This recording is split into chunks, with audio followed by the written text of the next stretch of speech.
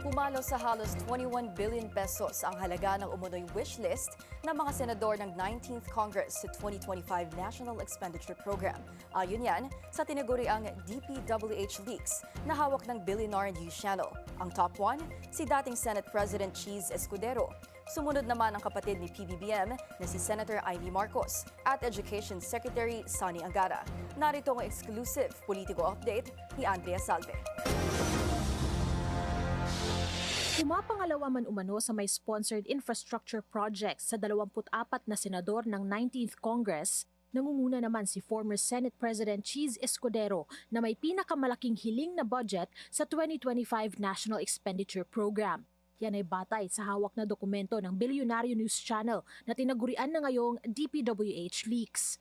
Ayon dito, merong 34 infrastructure projects kung saan si Escudero ang proponent. One-thirds lang ito ng 105 projects ni former Senator at ngayon Education Secretary Sonny Angara.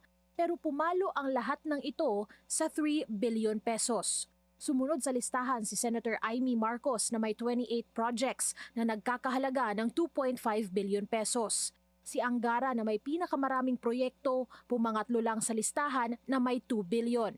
Hindi naman nagkakalayo sa hiling na budget ang pang-apat at pang-lima sa listahan na sina Senators Alan at Pia Cayetano at Senator Grace Poe. Respectively, meron silang 1 billion 575 million at 1.5 billion pesos. Sumunod sa kanila ang apat na senador na may tig 1 billion pesos. Ito ay para umano sa 11 proyekto ni Senator Mark Villar.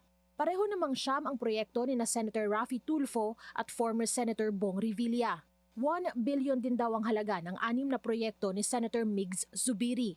Umabot naman sa 580.5 million ang halaga ng umano'y 7 sponsored projects ni former Senator Coco Pimentel.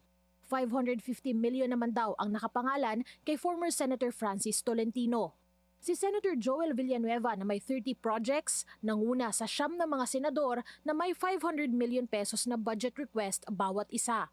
Kasama niya sina Senators Bongo, Bato de la Rosa, Lito Lapid, Loren Ligarda, Win Gatchalian at JV Ejercito at si former Senator Nancy Binay.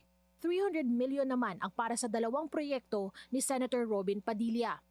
200 million para sa kaparehong bilang ng proyekto ni former Senator Manny Pacquiao at panghuli si Senator Risa Ontiveros na may higit 105 million para sa nag-iisa niya umanong sponsored project.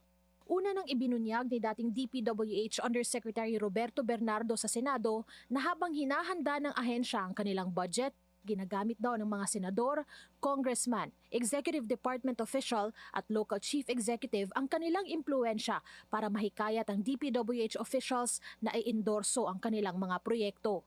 Mula nang umpisahan ng BNC na ilabas ang nilalaman ng DPWH leaks, sina Estrada, Ejercito, Revilla, Gatchalian at Go pa lang ang sumagot at itinanggi ang alegasyon.